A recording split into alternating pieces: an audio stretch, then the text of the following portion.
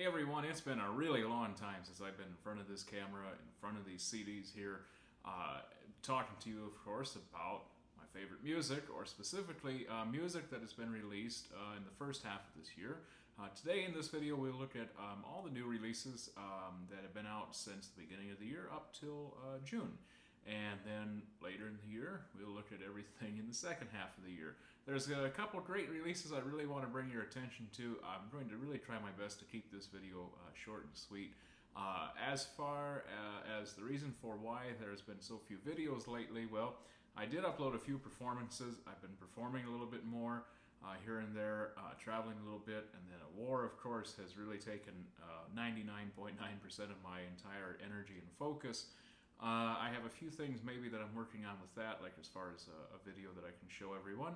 But thanks for sticking around and thanks for subscribing, and I hope you enjoyed this. And most importantly, if you enjoy the music that you find on here, go out and make sure you support it, because the live music is still kind of here and there, and the artists really could use the sale of these wonderful albums. So let's get started. Before we get started with the video, with the main releases of 2022, I want to look at a couple releases in a specific category, and this category would be about the war in Ukraine.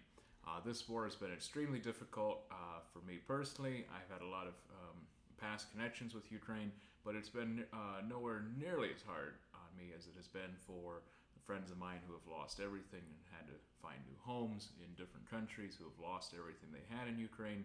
It's a really rough situation. Of course, musicians wanted to find a way to help, and a lot of them did through, mostly through the form of compilations. If you go on Bandcamp, there are countless, I mean, probably hundreds of compilations that have been compiled by record labels or by groups of friends, collectives, etc. That some of them have unreleased tracks, some of them have, new remixes, etc. And you get two things. First is you buy it, you get all the great music. Second, your money goes to an organization that helps Ukraine. A lot of them are pledging 100%, some of them pledge half. Different details for different compilations, but the point is you get great music and you help Ukraine. So it's a win-win. So check those out, browse around. I have my two favorites simply because, I'm just suggesting these because there's so many, you might want a place to start. But please don't forget about Ukraine.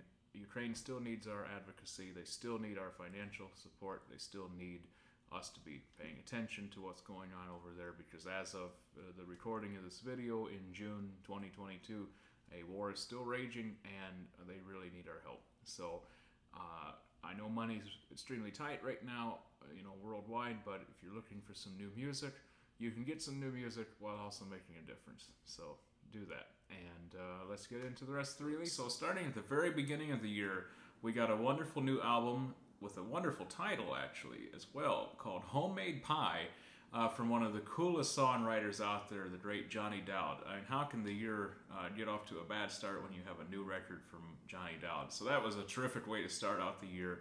I got an advance copy of it to listen to. I loved all the tracks on there. It's really grooving. The lyrics are phenomenal. There's some really cool stuff on there. I'm going to leave it as a surprise. There's some really hidden gems in there, lyric-wise. So get it, listen to all the words real closely, and tell me if you caught what I loved in there. But absolutely a wonderful album, a wonderful addition to Johnny's incredible catalog, and I'm so thrilled that we got to start the year with Johnny Dowd. How about that? Shortly after the Johnny Dowd album came out, I can't remember if a few of these tracks were already out last year or not, but I know the vinyl did not come until January. So here is the Punch Brothers doing their version of Tony Rice's Church Street Blues album. I have a kind of some mixed thoughts on this album. I'll save my thoughts mostly for myself, but I'll just say it's maybe not the strongest Punch Brothers album out there. But nonetheless, it's still, being Punch Brothers, is phenomenal. It's top tier. The arrangements are truly genius, virtuosic, some incredible music on here.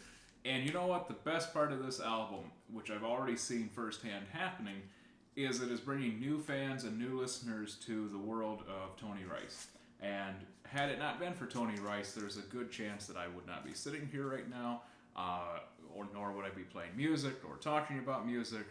All of that, you know, a very good portion of that, as I've talked many times, is because of Tony Rice. So if this album brings more people to Tony, then that's the greatest album on the world. Then you know, it's perfect. This is on translucent orange vinyl, I forgot to mention, and that's my favorite color. So of course I had to get the vinyl. It's a great pressing, so yeah, I really like it. Next up, Keb Mo. Keb Mo, this is, you know, I've heard a little bit of his work before, not a lot, but he just got signed to Rounder Records, and you know my love for Rounders, so of course I grabbed this one. This came out in January. The vinyl version came out just a little bit ago. And if I'll put a picture up on the screen right now, and you can see it's got this really cool etching on it of his hat and his signature. But this is a great record, a feel-good record. It's got some really great vibes to it, just some super good music. It's got a lot of great guests on here. Some really cool collaborations happen on this record. And the lyrics, once again, the lyrics here are really important. He tackles some pretty, you know, hot topics right now, like the pandemic and the vaccine and things like that. And he does it in a really masterful way. So get this record, check it out, and I'm happy, you know, welcome to Rounder Records. That's super cool. Next up, let's see. So now I think we're up to March now. I don't know if I have anything for February, but in March, Thollem released this album. You know, there's a problem with Thollem when he releases an album. Almost every time he does, I find myself saying this is his best one to date, or this is my favorite one. Yeah, those are big terms, but you know, Tollem's music is always changing, and everything he does, the newest release is always the freshest. It's always the, you know, what he's working on at that moment. Very soon, maybe a millisecond later, he's off to a much different project that sounds totally different. But this album was kind of like the you know, like the final version, I guess, of what I saw live when he came through in the fall last year on tour, when I hosted him at the venue I work at, Wild Rose Moon, and he played a few other dates with keyboard improvisations to silent films from AC Villa. This is kind of like the, you know, I think the final version of that, and this is a phenomenal album. It is very gripping. The music is just superb. I truly do believe it's one of his best records to date, and it's certainly my favorite so far. But we have another Thollem record coming out later in the year, so you'll have to tune in at the end of the year to hear about that one. But here's this one called Obstacle Illusion. It's on Astral Spirits Records, and I highly recommend you get this. It's super good. All right, we're going to jump to April, end of April for a moment with a Rounder connection. So we had Keb Mo on Rounder. Now we're off to Caroline Spence has a new record out, which is a wonderful addition to her already wonderful, I think, 3 albums out right now. This one's called True North. The back of the record has flowers that match the songs. I think that's really cool that she paired drawings of flowers, one for each track. The music on here is just incredible. The first song has got such a groove, just such a hook to it that it really pulls you in. It is such a great album, and definitely go out and, of course, buy it, but also there's some really enlightening interviews she gives about this record, about how personal it is. So that's already out there. I won't go into it, but seek those out and really learn about this record. She's a wonderful, authentic, honest artist. I think she's probably one of the nicest people in the world, I bet. I haven't met her, but I can just sense that she's probably one of the nicest people on earth. And so is this record, so go out and get that. On the same day, another album came out, April 29th, this one on None Such Records, from Tigran Hamasyan. I'm sure I screwed that up, sorry. This one's called StandArt, and this album is phenomenal. It can't get any better than this. This is like blistering fast jazz. It's got some of the best licks I've ever heard. This is definitely an album that should be up for, you know, the Grammys have a category for Best Improvised Jazz Solo. Joshua Redman is on this as a guest. I think that would easily be a contender, but most likely we'll get a list of people that no one's ever heard of. So anyways, but if it was up to me, this album would certainly be an award-winning album. It's just a phenomenal album. And at least on Apple Music, which I use, It's got the Apple Master. It's high def as well, and the mix on it is really great. It sounds like you're sitting in the studio with them. So it's a great, well recorded, well engineered album, and the music is just amazing. It's breathtaking.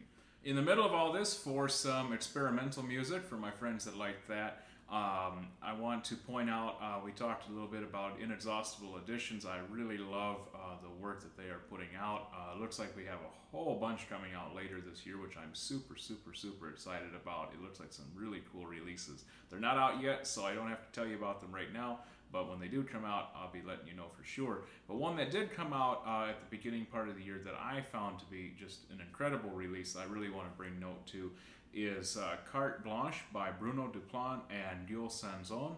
This is a fantastic album. Definitely find that out. It's on their Bandcamp page, Inexhaustible Editions on Bandcamp. Get it. It's a great record for sure. Then another one I want to bring your attention to is someone I really love. This is one of the coolest artists in the world, if you ask me. This is, of course, Petr Válek.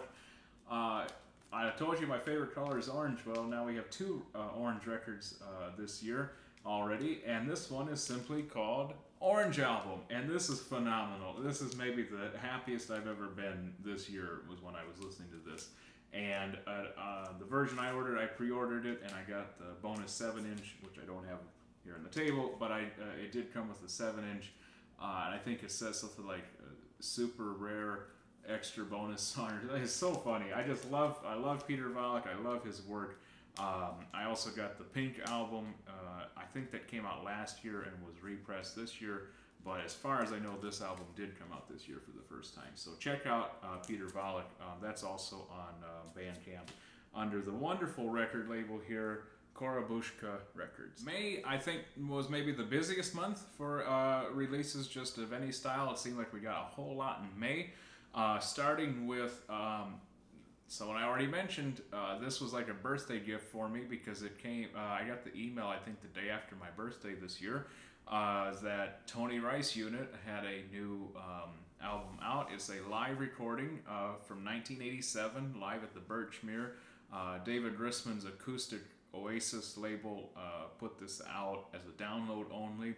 Apparently some people had already heard bootlegs of it before and weren't so impressed that it wasn't anything new, but for me it was new. I had never heard it before.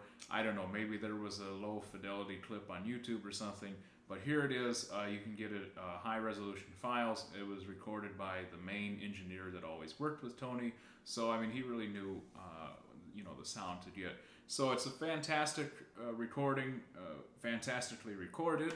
And it's, Tony at his pinnacle. It's just phenomenal. He's blazing fast. He's going through even the slow songs. He's playing as fast as possible. Shortly after that, I think the next week, my favorite fiddle player, not fiddle player, excuse me, my mistake, my favorite violinist. So we go from my favorite guitarist to my favorite violinist. Patricia Kopatchinskaja has a new album out, and it has two of my favorite people on there, John Cage and Morton Feldman. And she did a brand new breaking news subject. She did something that has never happened before. She made me enjoy Beethoven. And I have to publicly admit, there is very little of Beethoven music that I can tolerate for more than about 2 seconds before I absolutely have to get up and turn it off. I don't like it. I never did like it. I never thought I would like it. But the way she plays it, she just plays it so aggressively and with so much passion and fire, and just doesn't, does not care about the previous versions that came before. She does it her way, and I love that. I love that she's not restricted by what someone else recorded 50 years ago, or how they might have played it 100 years ago. I love that she plays it right now, in the moment, the way she wants to, the way she does. And that's all you could ever ask for, in my opinion, from a musician, is to be themselves. And she is really herself, and it is the best recording I think I've ever heard of Beethoven. I love it. That being said, probably all the classical purists right now are having heart attacks and screaming and having meltdowns, but I, for one, think it's an incredible recording, and I think you should go out and get it because it's that good. All right, we're going to close out with, of course, the wonderful, iconic ECM Records. How could we do a Music with Matt video if there wasn't something about ECM Records on here? ECM released a handful already this year, and I've seen some previews of what will be coming out later in the year. There's some really exciting things coming later, so we'll talk about those when they come out. But for now, I'm not going to talk about all of them. I'm just going to pick out a few of my favorites that really stood out to me. And once again in chronological order. So here we go. Starting with February, gave us Kit Downs' album called Vermilion. This one's really notable because the previous two albums on ECM he was doing organ music, and now we get a piano trio, and it was phenomenal. It was really, the word that kept coming to my mind was playful. The whole thing sounds really playful. Not that it's not serious, it's just, the compositions are really light, playful. I think it's a great addition to his output. I really enjoy it, and I hope you will too. Also in February, on ECM News Series, Gidon Kremer playing the solo violin sonatas of Weinberg. This is interesting for me because Kremer has been kind of like a champion for Weinberg's compositions. And the previous two albums were okay. They didn't really grab me. It was kind of like one or two listens and I'm good.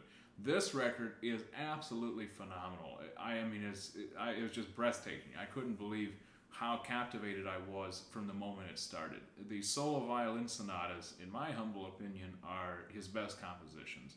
The first track, which is the third sonata, that takes you on an epic journey. It's over 20 minutes long, and it is absolutely just stellar. You really have to get it. Even if that's the only piece you listen to, make sure you listen to that because it is really a rewarding listen. Then in March, an album that really surprised me, but it's definitely one of my favorites from ECM's output already this year, is a new album from Mark Turner called Return from the Stars. Now, I really love Mark Turner's music. There was no question that I would enjoy this, but I was really surprised when there was no accompaniment instrument like guitar or piano, no chordal instrument here. It's just two lead instruments and bass and drums. The two lead being saxophone and trumpet. And I thought, I saw the lineup before I heard it, and I thought, I wonder how this will turn out. Well, the answer to that is it turned out perfectly. I didn't miss the chordal instrument being there. It wasn't needed. They play, the four of them just weave in and out of everything so perfectly. It's all you could ever ask for. This is like the best quartet ever. It just is so satisfactory. Everything you hear just, you don't want anything else after you hear it. That's all I can say about it. It is just really an excellent album. A wonderful concept, wonderful execution of this quartet. I just think it's definitely one of the best albums of the year. Here again, I think the solos are phenomenal. If it was up to me, they would be on the Grammy nominees and as well as the winners. So I hope that album wins some award somewhere. It's definitely deserving.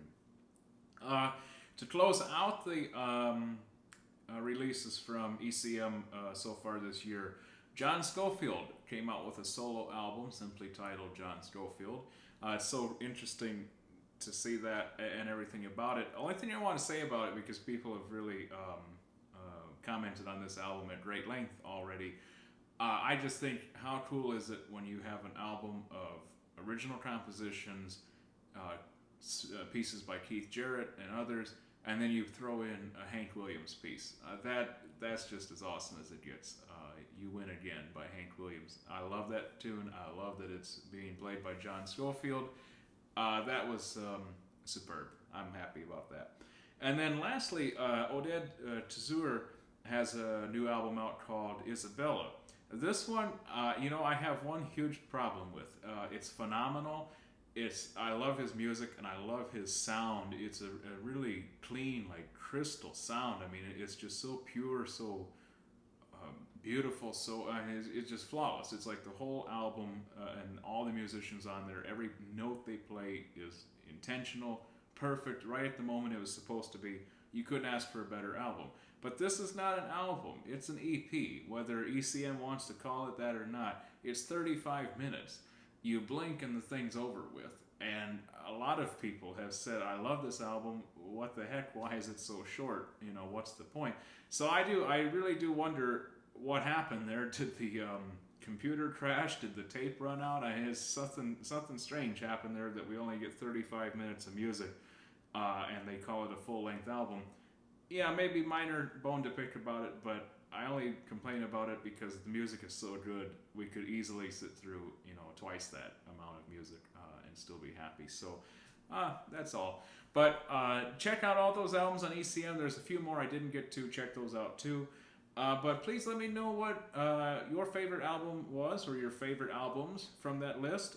Let me know in the comments, and if there was an album I missed from the first half of this year that you really love, let me know it, because I really want to hear that music. And let's keep the sharing of music going. I'll see you soon. I'll be traveling a lot this summer, but I'm going to be bringing some really interesting interviews coming soon. So stay tuned. Thanks for watching. See you again.